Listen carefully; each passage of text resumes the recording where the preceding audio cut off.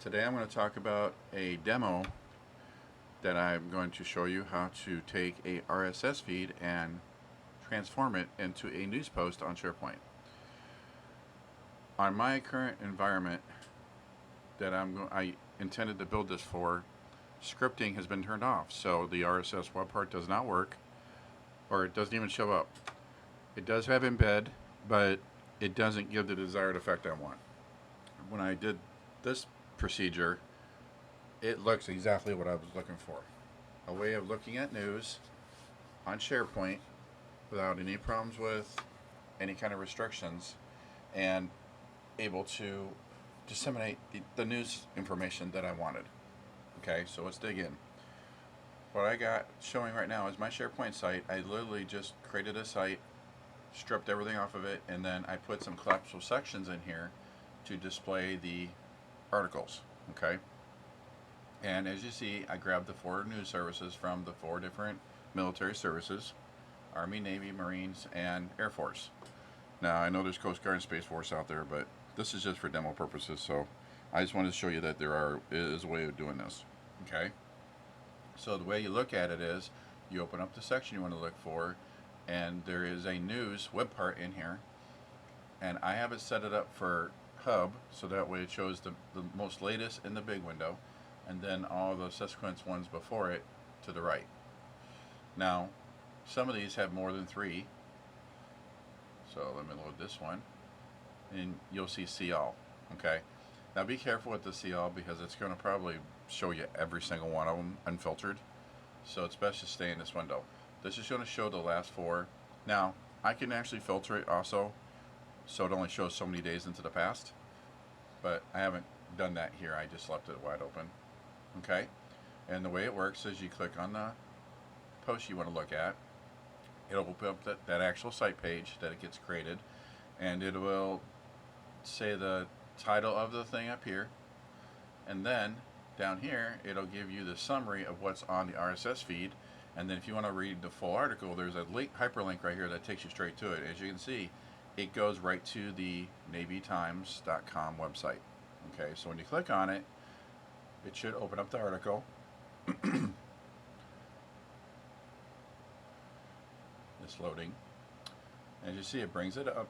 It brings it up, and then you just scroll down here and you can read the whole article. But as you notice, it's actually on that site, that Navy.com site. So you're no longer on SharePoint, and that's what it does. Okay. Now let's show you the backside of it, the way it does it, because this is not something you have to maintain. Once you set it up, it's a fire and forget thing. It does everything on its own autonomously. So let's go back to the beginning here. Thought I was back at the beginning of Power Automate, but I'm not. Okay, so we're looking at the Army Times flow. Okay, as you can see, it failed a few times. I got to dig into why it's failing, but let's open up one of these. That was successful. Sometimes the RSS feeds change URLs, and that's the reason why it fails. All right, so the first thing it does is I put in my URL for my RSS feed that I want to capture, and then chosen property used to determine if its items are new or not. Okay, and I'm using the publish date. So as a new publish date comes out, it grabs the RSS feed and processes it, because you don't want to have a bunch of duplicates, right? So as it goes through here, as you can see, I got a bunch of API calls that do a function for me. So each action has its own little function. So first thing we're going to do is we're going to create the initial page.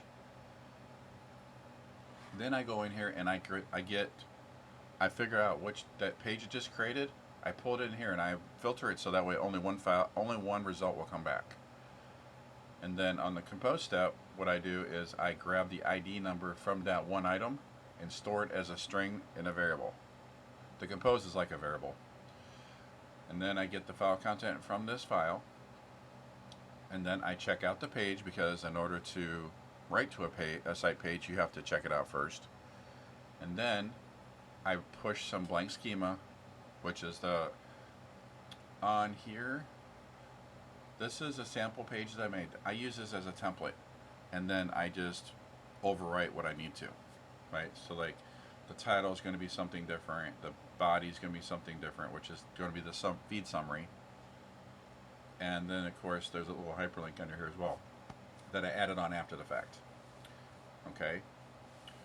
And then, once you're done with that, once you post what you wanted onto the page, you publish it, which in a sense saves it and publishes it for public consumption.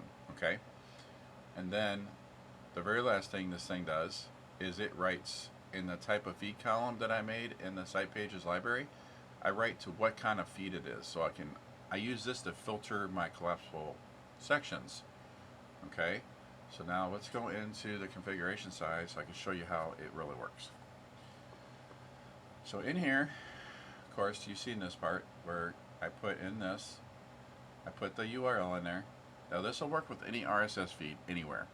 Okay, it's just reading it. It's going out to, long as your environment will read that URL, it will pull the feed in.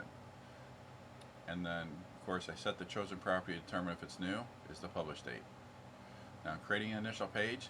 Now, all these ones that got the SharePoint emblem on them, those are HTTP calls to SharePoint. So, essentially doing an at-rest call to pull in, to do some function. Okay? So, every one of them are basically the same except for the URI and possibly the body. Okay? Most of these don't use the body at all. It's just doing a function through the URL. So this one, what it's doing is it's grabbing my sample pages or sample news ASPX page and copying it and turning it into a new page and using this path as its URL. Okay, so I'm using the feed title dynamically off of this step and turning that into my title. And then if there's one already existing with that name, it'll say overwrite equals true. It'll overwrite the file. So there's no two feeds that are going to have the same title. So you shouldn't have to worry about it overwriting an old article. Okay. And then it does that step.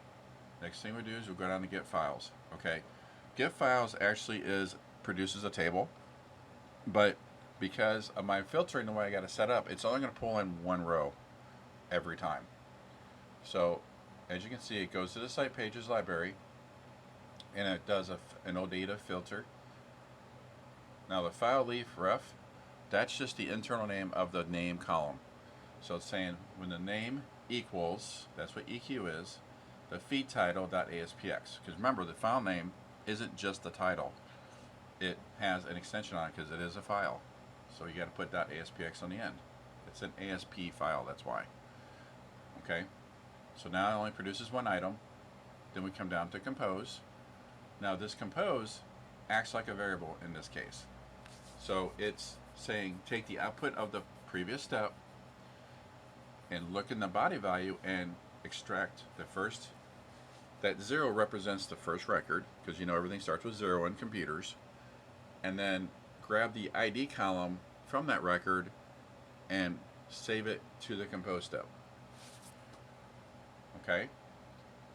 Next thing we're doing, we're getting our file content, which honestly at this point I don't know if it actually does do anything towards the process, but I left it in there just because. So it's going to this site, it's going to this URL, this site page, and grabbing the file content and storing it in the step as JSON. Okay. Like I said, I don't ever reference that, so I don't think I could probably delete it. It probably wouldn't make a difference. Okay, so first thing we're going to do, this site or this page I made up here, I'm going to now check it out. So now you're going to start to see why I did this compose step. In this API call, it's going API site pages. The outputs of this step is that ID of that page, and this is looking for an ID inside here. And then what it does is does the checkout page function. Okay. In order to save any kind of content to the page, you've got to check it out first, because while it's published, it won't take any changes. You have to check it out first. Now, when you hit edit on a site page, you are checking it out, whether you realize it or not. Okay. And then now we're going to write our information that we want to write to our site page. So what it's going to do is the function is save pages draft. Okay, so once you put your information on your page, You want to save it as draft so you can immediately publish it. Well, it doesn't publish in this step. It'll do that in the next step, but we got to prepare it for publishing, and that's what this does. That's what that save page as draft does. Okay, now when you come down here, this is the actual payload of our template site that we made. And then what I did is where I want the data to be unique for that RSS feed, I've dropped in dynamic content. Okay, so down here we have our title. So the title of our news feed is going to go there. So that's that big bold title you see across the top of the page. That's what this is for. Okay, and then inside the HTML right here, we're dropping in our feed summary. And then what I did is I added on to the end of it, I put a BR tag in here, which is basically does a carriage return, and then it puts in the link of your thing, and then it puts the name of the hyperlink, says click here to view full article. Okay, and then down here in the banner URL, I know we're going to use the same image for every single post. So what I did is I just downloaded the Army Times image and put the link, and I uploaded it to SharePoint. So I put it in the site assets, and I put the relative URL in there, and that's why you see the Army Times on everything. And that's that step right there. Now we saved as draft. Okay, now we're going to publish. Now remember, publishing simply just makes it available for everybody to see. Because when you do save as draft, if I had stopped right there, only the person who checked out that file will be able to see the changes. No one else, only the last published version is what people will see. Okay, so when you click on Publish News, New News Post Site Page, you got your site, method is post. Here's our at-rest call, same as the previous 3 steps. Got our outputs for our ID number, and then it says publish. Now at this point, everybody can see the page. And the last step I do is something that's not required, but I do it so I can do filtering of the news feeds, is I have a column called type of feed. And depending on the type of feed, that's what I put in here. If it's the Army RSS feed, I put Army Times. If it's the Navy, I put Navy Times, so on and so forth. Okay, and then that ends the flow. Okay, since it's only publishing one RSS feed, there's no looping needed. Now, if you set it up where you did a manual flow like I talked about earlier, and use this as an action versus a trigger, you can pull in all the feeds. And then you would need the loop because you're going to have more than one feed. It's going to pull in a table versus an item. Okay, and that's how that works. And it works really wonderfully because since it's triggering off the new feed and it's creating the pages and then putting it on there, you have to do nothing. You just got to make sure that the flow is not failing, and you got to just go to your SharePoint and make sure you're getting new items showing up. Okay, so like when you come here, so if let's go back to here, all you got to do is really all you got to do to tell if it's working is just come in here, open up one of these, and you can see when they're uploaded.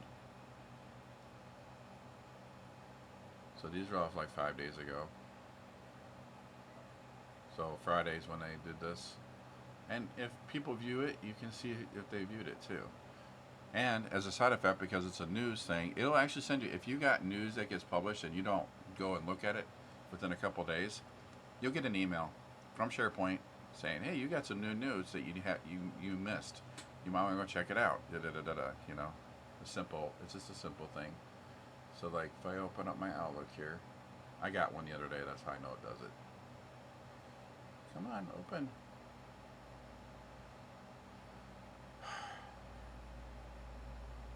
There it goes. So if you open up Outlook,